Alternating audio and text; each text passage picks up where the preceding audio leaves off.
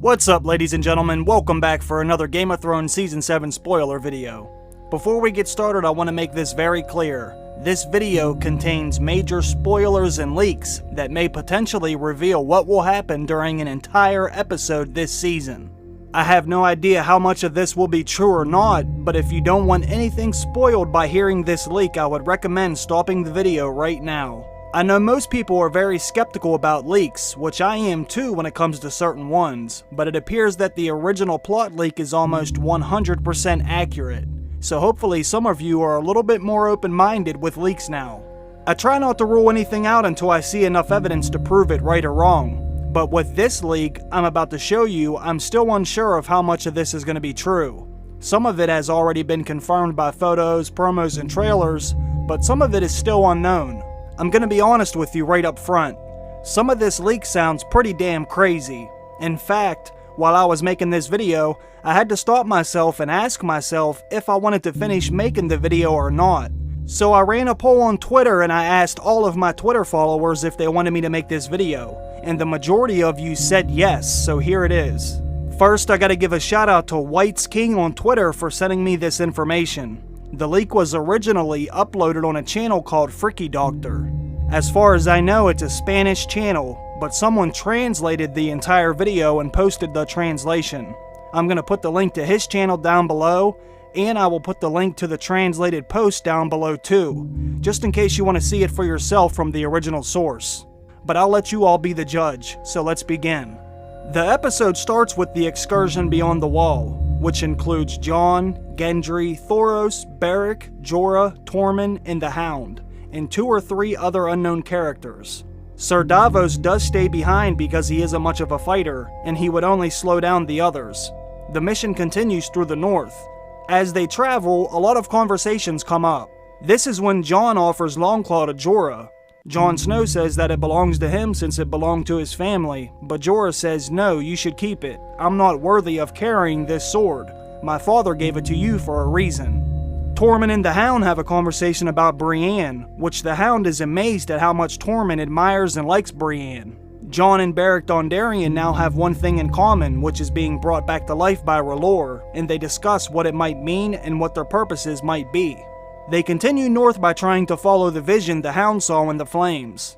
Finally, they see the mountain shaped like an arrowhead.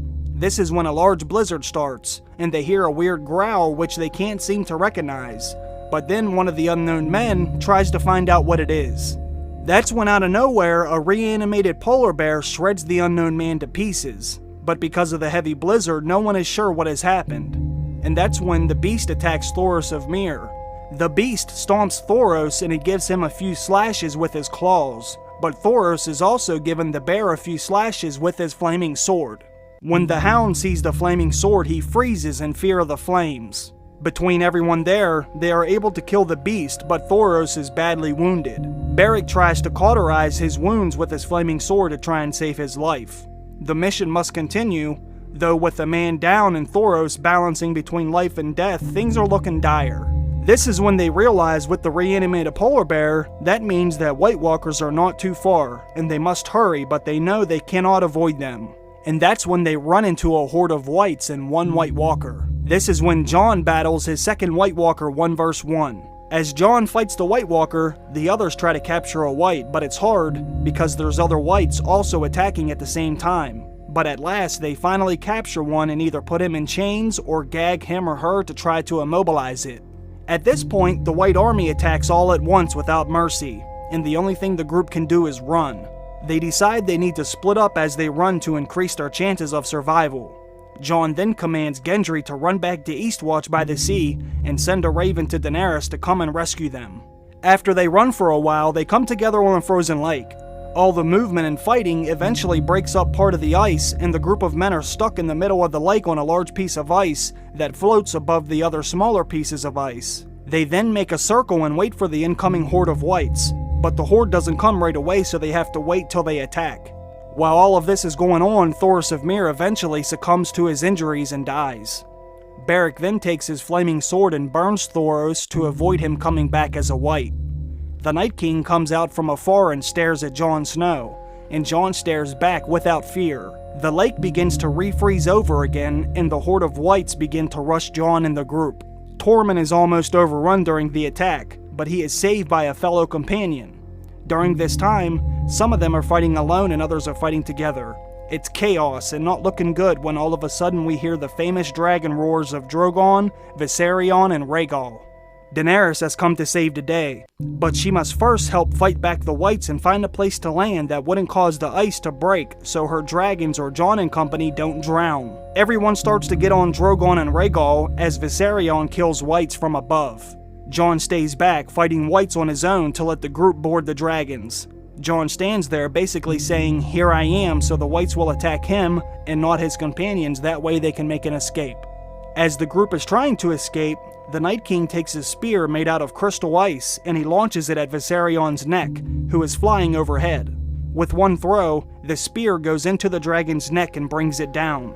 Viserion crashes into the frozen lake, which breaks the ice, making him go into the water and sink under the water. Jon then runs to climb onto Drogon, but he falls when Drogon takes off, and Jon falls into the lake as well. Daenerys sees that Jon is pretty much a goner. Somehow the survivors are able to keep the captured white with them. After all this, a wounded Jon gets out of the lake, but he's in trouble because the whole army of the dead is there surrounding him. This is when his uncle Benjen comes in to save him, and he has his ball of fire and starts killing several whites. He clears out a section of the whites and he gives Jon his horse so he can get out of there and make it back to the wall. But Benjen is presumably killed while Jon rides off. The survivors make it back to Eastwatch, and Daenerys is traumatized and heartbroken for the loss of her child, Viserion, as any mother would be, but the mission must continue. Jon arrives at Eastwatch by the sea, badly wounded. He is loaded onto his ship headed towards King's Landing along with Daenerys and the others. The Hound is trusted with taking the white to the dragon pit. On the ship, Daenerys goes to check on the wounded Jon Snow. While checking on Jon, he realizes how hurt Daenerys actually is, so he tries to console her, which is when Daenerys tells him, "He was like a son to me. It's like they have taken my son from me." Daenerys begins to tell Jon, "I promise I will defeat the Night King." Jon tells Daenerys, if she does indeed join him with fighting the Night King, he will bend the knee. Jon then calls her Dany, which surprises her, and Daenerys says, "No one has called me Dany since my brother." Jon then says, "What would you like me to call you? My Grace? My Queen?" Daenerys says, "She didn't mean it like that. It's just been a while since someone has called her that, and it was very personal." Jon goes on to say he would bend the knee, but he physically can't because he is so hurt. This takes Daenerys by surprise again, and she says, "You would bend the knee? What about those who follow you?" Alright folks, I'm going to stop the video right here for a second so I can show you something. Another leak came out a few months ago, and the leak had 7 pages from the Season 7 script for Game of Thrones. One of those pages was this scene between Jon and Daenerys on the ship. I'll put the leaked script on the screen right now so you can pause the video and read it if you're able to zoom in on it. According to this leaked script, all this does happen on the ship with Jon and Daenerys, and it does sound like Daenerys is talking about one of her dragons being dead, which is very interesting. But once again, I have no idea if this is actually real or not, but it does back up the leak that I've been reading you, if it is in fact true. But let's get back to the video. After Jon and Dany have their discussion on the ship, it then cuts back to the north where the Night King orders Viserion to be pulled from the lake. The whites pull him out of the lake using chains. Viserion is dead, but then he opens his eyes as blue as the Night King's. Then the episode ends. There is more to this leaked episode that I'm about to read to you. Apparently, the person who uploaded this leak wanted to keep all the scenes beyond the wall separate from the other stuff. Because so much happened north of the wall, they didn't want to bounce back and forth and make it too confusing. So the rest of the video is out of order. In Winterfell, the Stark sisters are in a bit of an argument. Arya brings the letter she found in Littlefinger's room, and she confronts Sansa with the letter she signed and asked her what it's about. Sansa says she had to do it to survive. So apparently what this part of the leak is about, if you haven't read the original plot leak, apparently what happens is, when Arya comes back to Winterfell, Littlefinger tries to get Arya and Sansa to bump heads and go against each other. Littlefinger tells Arya that Sansa wrote a letter to her brother Robb, back when he was at war with the Lannisters. Cersei made her write a letter to Robb to bend the knee and swear fealty to Joffrey, what Sansa did do under duress from Cersei, which I think did happen back in Season 1 or Season 2. And that's what Littlefinger's trying to use to say Sansa basically was doing whatever Cersei wanted. to try and get Arya and Sansa to go against each other. Later in the episode, Littlefinger tells Sansa that Jon has left them because he doesn't care about the North. Sansa tells Littlefinger that Jon is the king and he needs to stop trying to get into her head. Sansa tells Brienne that she needs to go to the Dragon Pit to represent her since she's the lady in Winterfell. Brienne doesn't want to go at first since she swore an oath to protect her, but when she finds out Jaime will be there, she agrees to go. She believes she will be safe. She truly believes Jaime to be an honorable man. Before Daenerys leaves Dragonstone to help Jon beyond the wall, she is seen being nervous for Jon and Jorah, but mostly for Jon. Tyrion sees how much Daenerys starts to care about Jon and is uninterested in anything but news about Jon, which is when she receives a raven from the north asking for help, which she goes to help Jon. Tyrion pleads with Daenerys. He tells her she can't go because if she goes and died, then everything they have been trying to accomplish will be for nothing. Daenerys jumps on Drogon and leaves with her other 2 dragons following right behind her. So what do you all think about this leak? Do you believe any of it? If you're a long-time subscriber to my channel, then you should know most of this has already been confirmed. We know all those characters are going to go north together. We also know there is going to be a frozen lake that's involved with this scene as well. And there is fires this far north that could be dragon fire. Jon does look to be riding off on Benjen's horse as well. I can't speak for everything here, but some of this does look to be true. But like I said earlier in the video, I wasn't sure how much was true, so I was skeptical if I should even make a video about this or not. But most of you on Twitter voted yes, so I decided to make it anyway, that way you can at least hear what this was about. But comment below and let me know what you think about it.